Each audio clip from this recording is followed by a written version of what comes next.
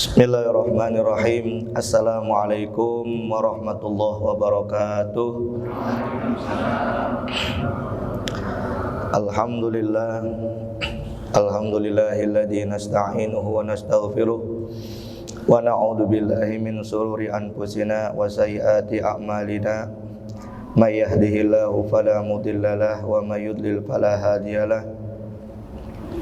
Asyhadu an la ilaha illallah wahdahu la syarika lah wa asyhadu anna sayyidana Muhammadan abduhu wa rasuluh arsalahullahu ta'ala bil huda wa dinil haq liyudhhirahu 'ala ad-dini kulli walau karihal musyrikun. Allahumma shalli wa sallim wa karim wa 'azzim ala nabiyyina Muhammad wa ala alihi wa ashabihi wa man tabi'ahu wa nasarahu ila yaumil ma'ad, amma ba'd. Bapak-bapak, saudara-saudara jamaah salat maghrib dan majlis taklim Masjid Jami Nurul Jannah, yang mudah-mudahan pada malam hari ini kita semua senantiasa mendapatkan cucuran rahmat, ridha serta berkah dari Allah Subhanahu wa taala. Syukur alhamdulillah kita masih diberikan sehat walafiat, panjang umur, sehingga kita bisa duduk i'tikaf di rumah Allah, sekaligus kita niat untuk menuntut ilmu agama. Mudah-mudahan kita tinggalkan tempat ini, Allah ampuni dosa-dosa kita, Allah terima amal kebaikan kita, amin ya rabbal alamin. Salawat dan salam semoga senantiasa Allah limpah curahkan kepada panutan kita, suri tauladan kita, baginda Nabi besar Muhammad sallallahu alaihi wasallam.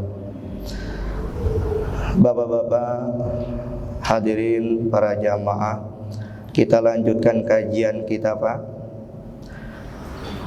Masih membahas tentang babul ikhlas, bab ikhlas. Bismillahirrahmanirrahim. Qala al-faqih rahimahullahu, telah berkata al-faqih, orang yang ngerti ilmu agama, semoga Allah merahmati beliau, artinya pengarang kitab ini, Abu Lais As-Samarqandi. Haddatsani jama'atun minal fuqaha bi asanidihim an Uqbah bin Muslim an Samiril Asbahi haddatsahu annahu dakhala al-Madinata fa idza huwa bi rajulin qad ijtama'a alaihi nas.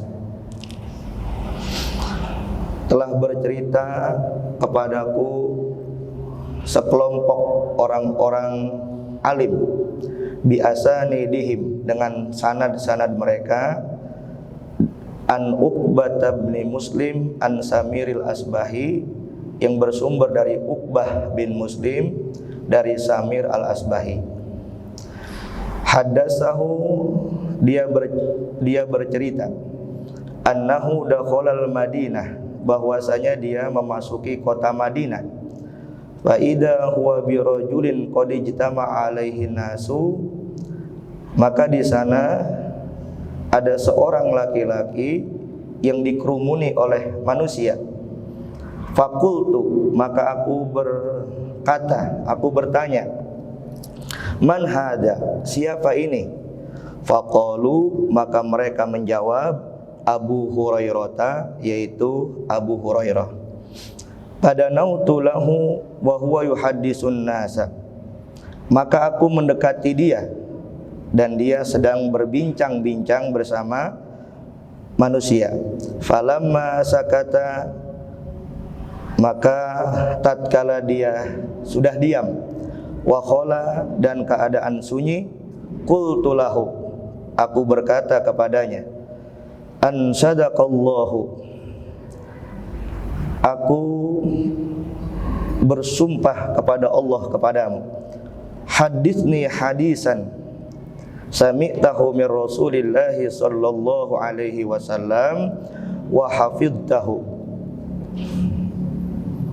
ceritakan kepadaku satu hadis yang engkau telah mendengarnya dari Rasulullah sallallahu alaihi wasallam dan engkau pun telah menghafalnya. Faqala Abu Hurairah, maka Abu Hurairah berkata, uqud, duduklah engkau. La uhadditsuka bihaditsin haddatsanihi Rasulullah sallallahu alaihi wasallam ma ma'ana ahadun ghairi wa ghairuhu. Duduklah engkau, aku akan ceritakan kepada kamu satu hadis di mana Rasulullah menceritakannya kepadaku. Ma ma'ana ahadun ghairi wa ghairuh. Tidak ada bersama kami seseorang pun kecuali aku, ghairi wa ghairuh, selain aku dan Rasulullah, selain dia. Jadi hadis ini Pak, cuma Abu Hurairah dan Rasulullah. Jadi Rasulullah menyampaikannya hanya 4 mata bersama Abu Hurairah. Summa nasagona sugotan ay syahiqasahqatan. Kemudian dia menghela napasnya. Nafaro magusyian alaih, lalu dia pingsan. Famakasa alaihi qalilan, lalu dia terdiam sebentar. Summa afaqa, kemudian dia sadar. Wa masaha wajhahu, dan dia mengusap mukanya. Faqala, maka Abu Hurairah berkata lagi, la uhadditsannakum bihaditsin haddatsanihi Rasulullah sallallahu alaihi wasallam. Aku akan sampaikan, aku akan ceritakan satu hadis yang hadis itu diceritakan oleh Rasulullah kepadaku. Summa nasagha nasghatan ukhra. Kemudian dia menghela napas lagi. Famaka satawilan, lalu diam sebentar. Summa afaqa, kemudian dia sadar. Wa masaha wajhahu, dan dia mengusap mukanya. Faqala, dan dia berkata lagi, la uhadditsannakum bihadisin haddatsanihi Rasulullah sallallahu alaihi wasallam. Aku akan ceritakan kepada kalian satu hadis yang hadis itu disampaikan oleh Rasulullah kepadaku. Summa nasagha nasghatan ukhra, kemudian dia menghela napas lagi. Famaka tatawilan, kemudian terdiam sebentar. Summa afaqa, kemudian dia sadar. Wa masaha wajhahu, dan dia mengusap mukanya. Faqala, dan dia berkata.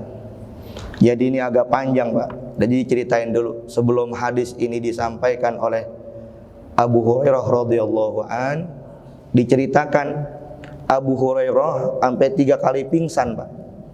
Jadi sebelum dia baca hadis Nabi ini, sampai beliau 3 kali pingsan. Saking takutnya, karena hadis ini adalah salah satu ancaman Allah kepada orang-orang yang tidak ikhlas. Jadi ketika Abu Hurairah ini Pak, salah seorang sahabat Nabi yang sangat cerdas, ingatannya kuat, hafalannya itu kuat. Beliau itu, kalau sekarang kan ada Ustaz Adi Hidayat gitu Pak, kalau ngapal itu kuat, ingatannya itu kuat. Di zaman Nabi ada Abu Hurairah, beliau itu kalau udah dengar hadis Nabi, beliau langsung hafal, ingat per huruf. Jangan kalimat, huruf-hurufnya juga beliau ingat. Abu Hurairah radhiyallahu an, nama beliau itu sebelum masuk Islam Pak itu Abdus Syams. Abdun itu artinya hamba, As-Syams itu matahari. Jadi Majusi agamanya. Setelah itu ya masuk Islam Pak, namanya diganti oleh Rasulullah dengan Abdurrahman. Nama Abu Hurairah, nama aslinya yang diberikan oleh Rasulullah adalah Abdurrahman. Beliau punya ayah namanya Sokhr, makanya disebut Abdurrahman bin Sokhr. Nah, kenapa disebut Abu Hurairah? Abu itu artinya bapak. Hurairah itu artinya kucing kecil. Jadi ini pun dikasih sama Nabi, Pak. Karena Abu Hurairah itu sangat sayang, penyayang binatang, termasuk di dalamnya kucing, Pak. Jadi ada kucing kecil gitu, Pak. Jadi kenapa disebut Abu Hurairah? Jadi dimasukin ke gamisnya. Dilihat sama Rasulullah, apa yang kau masukin? Kucing kecil. Rasulullah langsung bilang, ya Abu Hurairah, wahai bapak kucing kecil. Jadi Abu Hurairah itu nama Abdurrahman bin Sakhr yang diberikan oleh Nabi besar Muhammad sallallahu alaihi wasallam. Jadi ketika di Madinah emang Abu Hurairah ini banyak, Pak, diminta fatwanya. Beliau itu orang alim lah kalau sekarang. Diminta fatwanya, orang pada nanya sama beliau. Nah ini, Pak, beliau diminta untuk menyampaikan satu hadis, yang hadis ini hanya Rasulullah dan Abu Hurairah yang tahu gitu, Mas. Jadi ketika Nabi menyampaikan hadis ini, cuma Abu Hurairah yang ada, 4 mata. Ketika ditanya tentang hadis ini, beliau ini, Pak, sampai 3 kali pingsan. Mau ngomong, udah sini, akan aku sampaikan satu hadis, yang hadis ini langsung aku dengar dari Rasulullah. Beliau narik napas, Pak. Ditarik napasnya, saking takutnya baca ini hadis. Pingsan, nggak sadar. Diem, Pak. Pas gitu sadar. Pas sadar langsung ngomong lagi. Ayo sini, saya sampaikan satu hadis yang aku langsung dapat dari Rasulullah. Narik napas lagi, Pak. Nasgotan. Pingsan lagi, Pak. Sadar lagi. Sampai 3 kali begitu. Karena saking takutnya dari ancaman yang disampaikan oleh Rasulullah sallallahu alaihi wasallam di dalam hadis yang akan kita baca. Kita lanjutkan, Pak. Faqala, maka Abu Hurairah berkata, haddatsani Rasulullah sallallahu alaihi wasallam faqala. Rasulullah sallallahu alaihi wasallam bercerita kepadaku, lalu beliau bersabda, innallaha tabaraka wa ta'ala idza kana yaumal qiyamati yaqdi baina khalqihi. Sesungguhnya Allah Subhanahu wa taala nanti pada hari kiamat akan mengadili, menghakimi di antara makhluk-makhluknya. Fakullu ummatin jasiyatun, maka setiap umat itu bertekuk lutut. Fa awwalu man yud'a bihi rajulun qad jama'al Qur'an. Orang yang akan pertama kali dipanggil oleh Allah untuk dihakimi, untuk diadili di hari kiamat,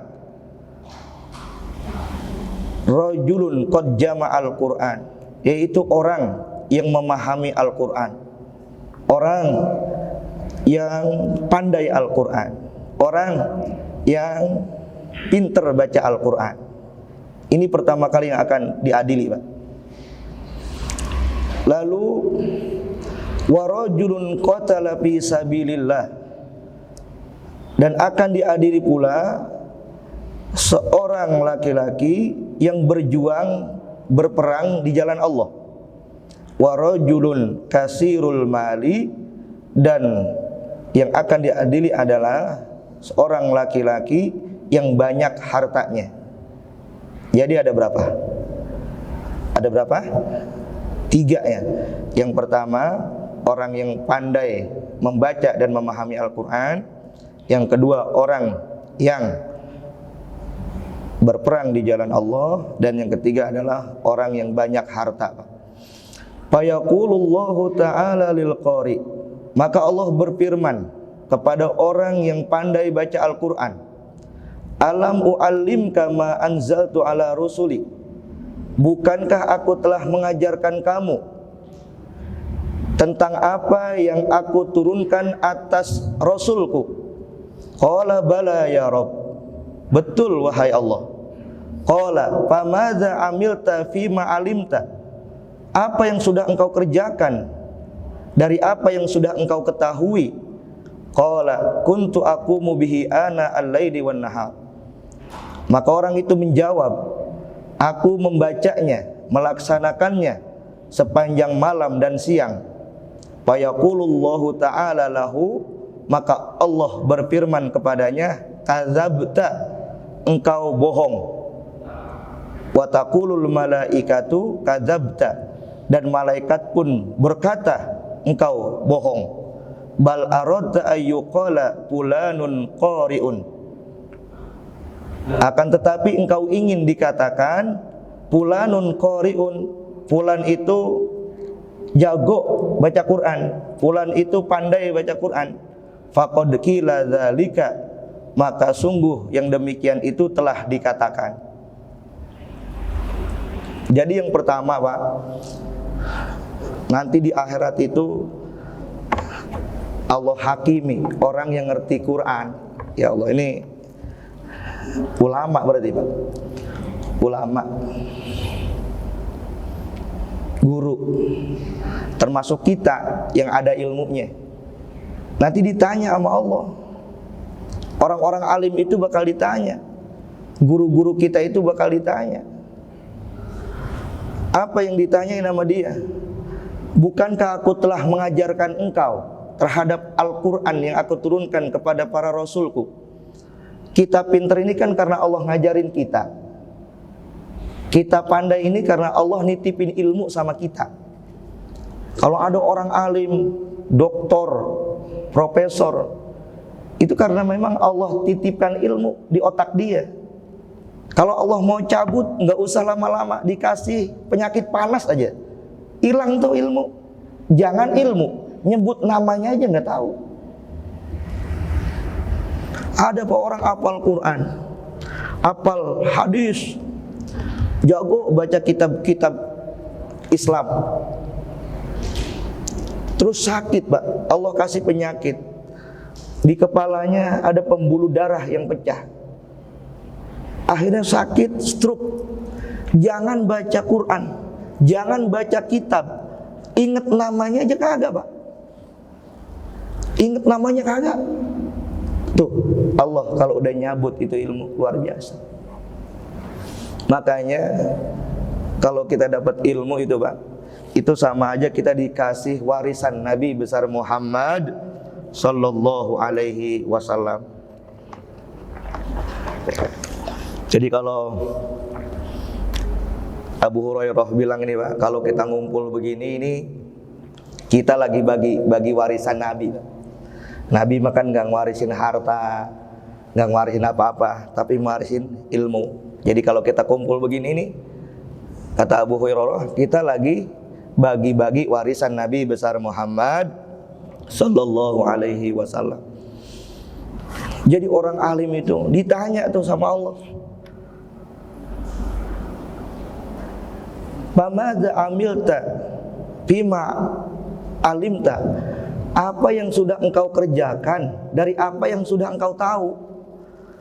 Ente punya ilmu, kamu punya ilmu itu udah ngamalin apa aja? Dijawab sama orang ini, ya Allah, saya punya ilmu, saya bisa baca Quran, saya amalin Quran, saya baca Quran, ana al-lail wan nahar, sepanjang siang dan malam. Tapi kata Allah apa? Kadzabta, engkau bohong. Malaikat jadi saksi, Pak. Karena pada saat itu ketika kita dihakimi kan dilihat sama malaikat. Engkau bohong, kata Allah. Malaikat juga bilang kadzabta, iya engkau bohong. Kenapa? Kata dia, kenapa dibilang bohong sama Allah? Di sini dikatakan, Pak, bal aradta ayyuqala fulanun qari'un. Engkau melakukan itu, niatmu adalah supaya engkau dikatakan sebagai orang yang pandai baca Quran. Jadi niatnya bukan karena Allah. Kita kita nuntut ilmu nih, ada dia dalam hati kita pengen dibilang orang alim, itu sama nih, Pak, hukumnya kayak gitu. Berarti niatnya bukan karena Allah. baca Quran, ada qori, suaranya bagus, itu titipan Allah. Ketika dia baca Quran dengan suara yang indah, itu perkara yang sangat mulia. Tapi kalau niatnya pengen dipuji orang, pengen dibilang suaranya bagus dan lain sebagainya, itu nggak ada nilainya di hadapan Allah Subhanahu wa Ta'ala.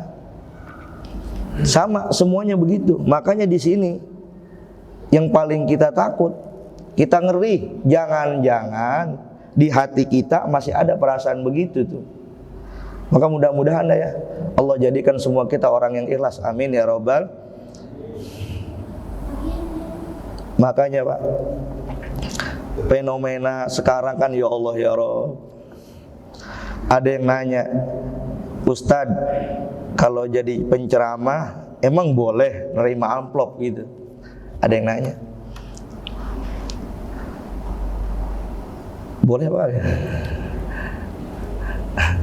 Boleh Pak? Boleh Pak kagak? Kita nih ngajarin bocah baca Quran. Amplop ada uang isinya gitu. Boleh ya?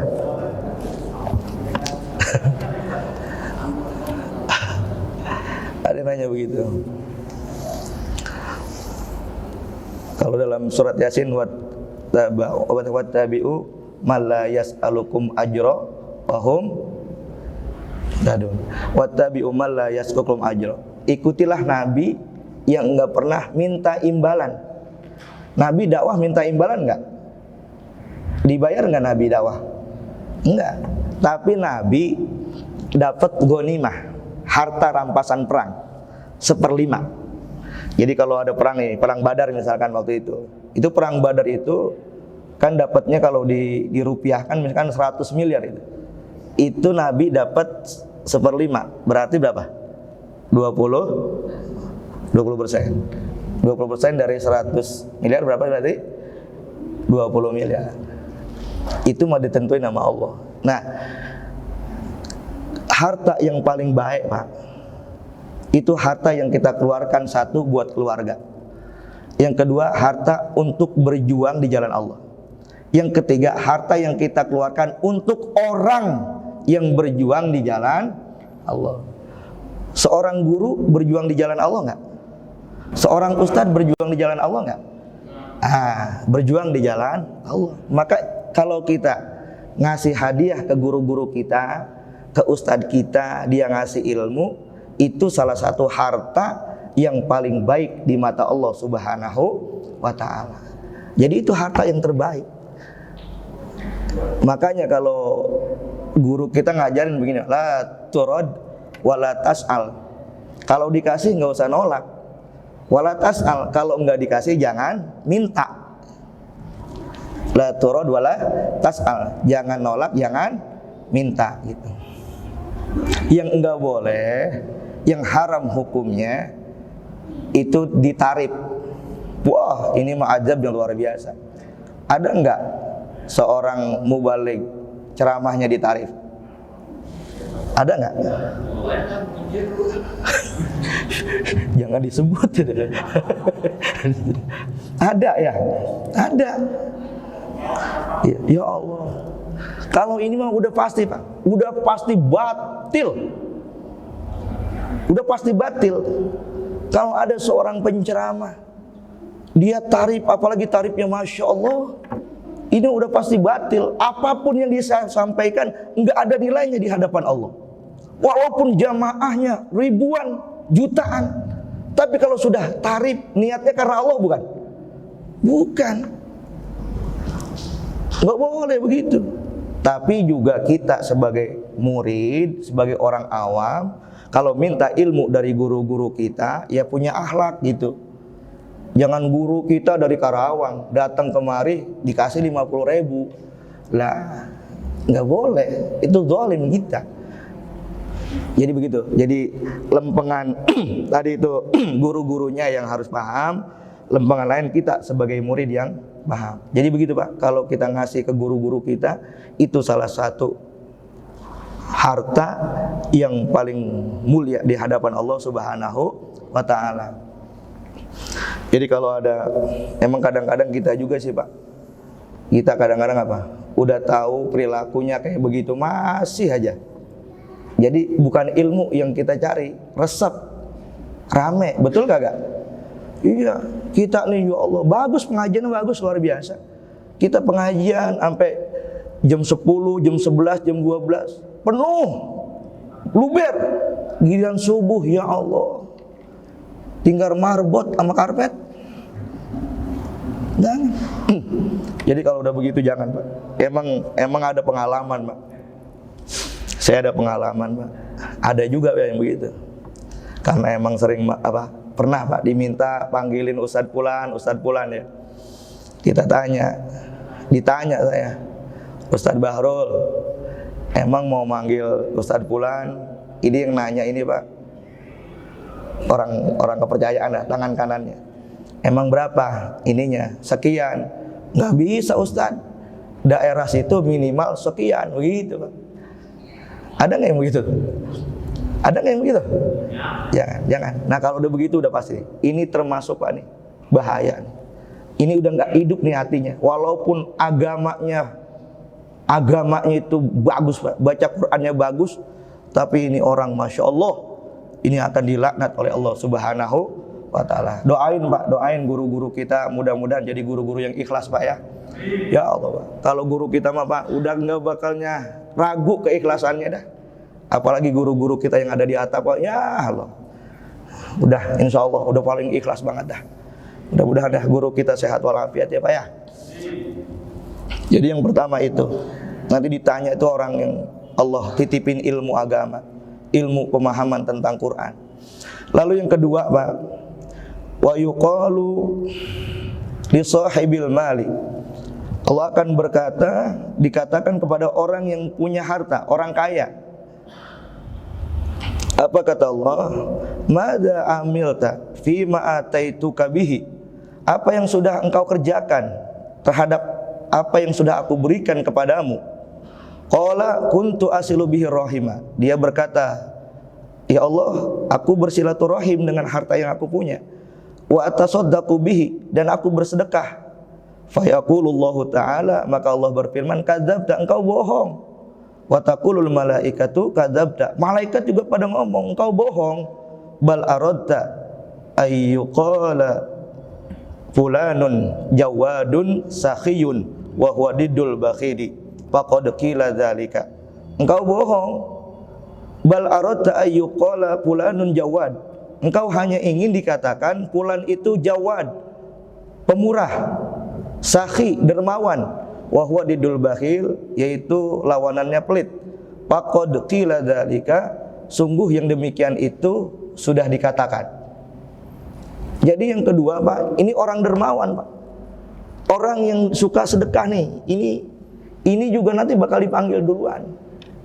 Supaya kalau disampaikan ini bukan berarti kita nggak mau nuntut ilmu, bukan. Kalau orang nuntut ilmu Pak, ikhlas, itu derajatnya tinggi, mengalahkan para malaikat.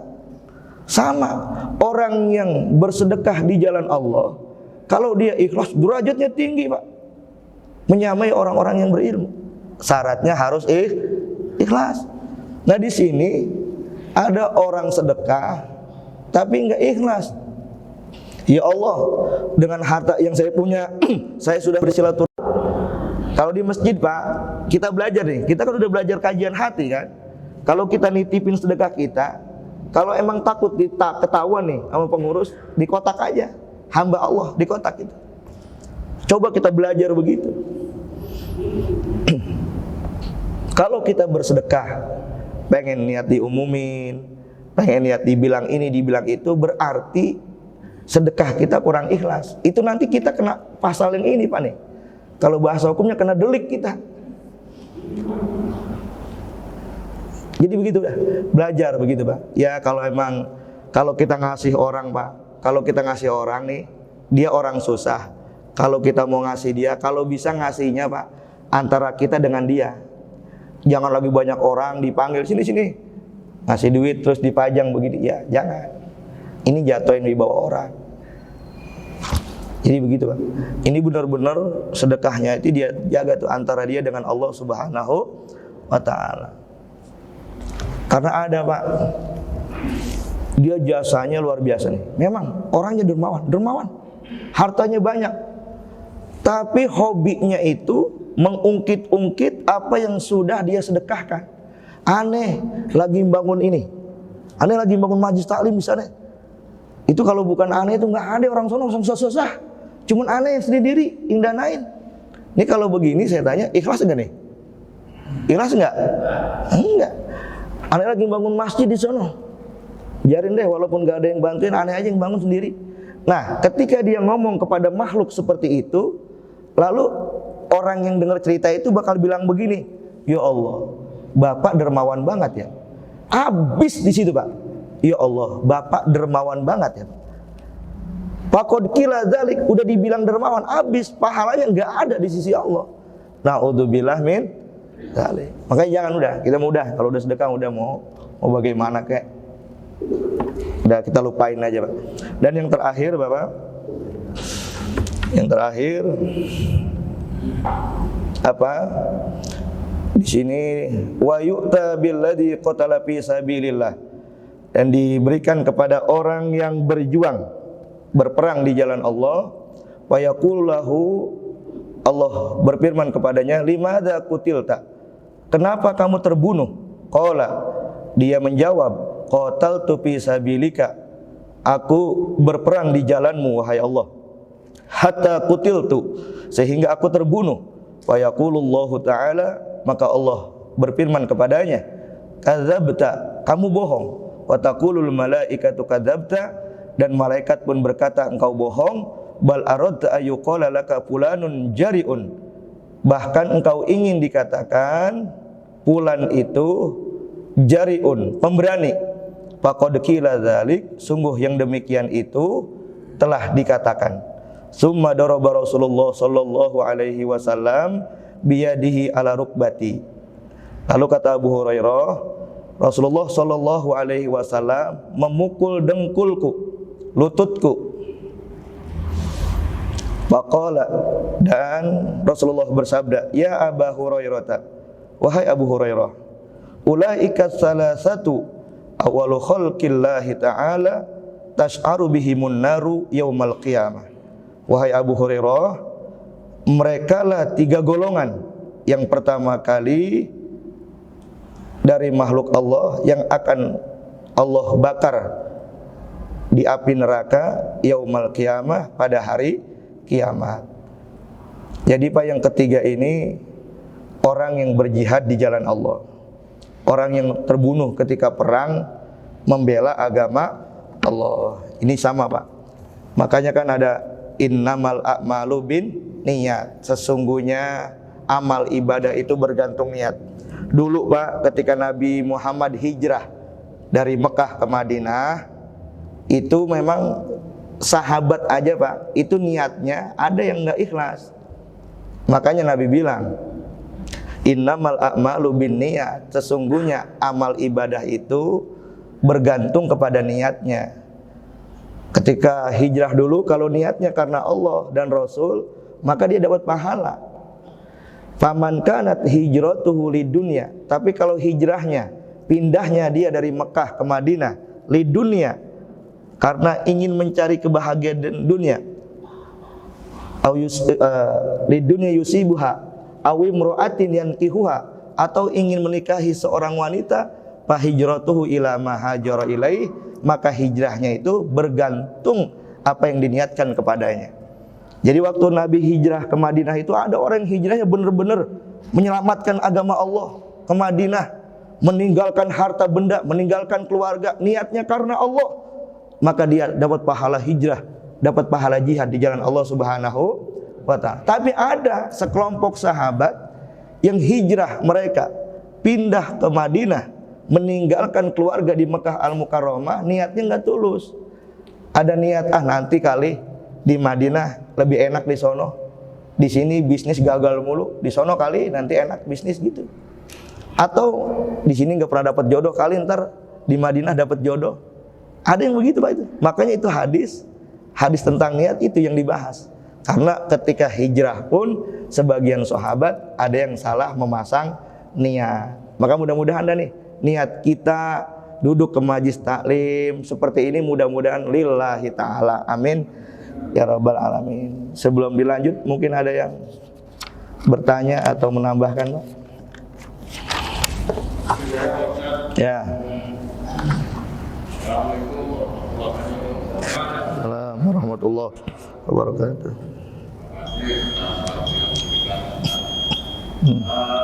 Saya kan sering mendengar kalau kurban itu kan misalnya sapi ya, satu misalnya pada 7 kan sering disebut itu mata bagaimana jelas itu kalau Ya. Ya. Baiknya bagaimana? Ya. Kalau yang syiar Islam itu memang harus disebut. Kurban itu termasuk syiar Islam. Jadi sebelumnya juga kita apa? Sebelumnya sudah kita bahas yang ada unsur syiar Islam itu memang harus bareng-bareng. Sholat jamaah bisa nggak sendiri? Nggak bisa, harus bareng-bareng. Haji umroh memang harus bareng. Termasuk kurban itu adalah syiar Islam. Sebut aja nggak apa namanya. Yang penting kan kita udah ngaji, mau disebut ke mau kagak nggak ngaruh gitu maksudnya. Daripada nggak disebut hamba Allah, hamba Allah gua itu sama aja. Jadi kalau syiar Islam apa? Disebut. Kalau kita infak terus disebut, mudah-mudahan dengan disebut ini jadi motivasi buat yang lain ikut kita. Kan kemarin udah kita bahas tuh, ada hadisnya, siapa orang yang berbuat kebaikan lalu dari kebaikannya itu diikuti nama orang, maka dia dapat pahala. Contoh misalkan kita lagi ngadain santunan yatim nih, disebut sama Bang Haji Asmulo di sini. Ustaz Haji Asmulo nyebut Fulan bin Fulan sekian. Ini supaya jadi motivasi buat yang lain. Tapi tetap kita jaga ya Pak, mau disebut mau enggak itu mah kita serahkan sama Allah Subhanahu. Bukan berarti yang disebut itu enggak ikhlas, bukan. Jangan seperti itu juga. Kalau misalkan ya Allah mudah-mudahan dengan disebut nama hamba Allah misalkan, ya mudah-mudahan ini bisa jadi motivasi buat yang lain. Jadi gitu ya, nggak apa-apa disebut aja. Ya disebut aja. Karena itu termasuk syiar Islam. Ya udah waktunya udah habis. Mudah-mudahan yang kita sampaikan bisa kita pahami untuk kemudian kita amalkan dalam kehidupan kita sehari-hari. Kurang lebihnya saya mohon maaf. Kita tutup dengan doa kafaratul majlis. Subhanakallahumma wa bihamdika asyhadu alla ilaha illa anta astaghfiruka wa atubu ilaik. Wallahul muwaffiq ila aqwamit thoriq. Assalamualaikum warahmatullahi wabarakatuh.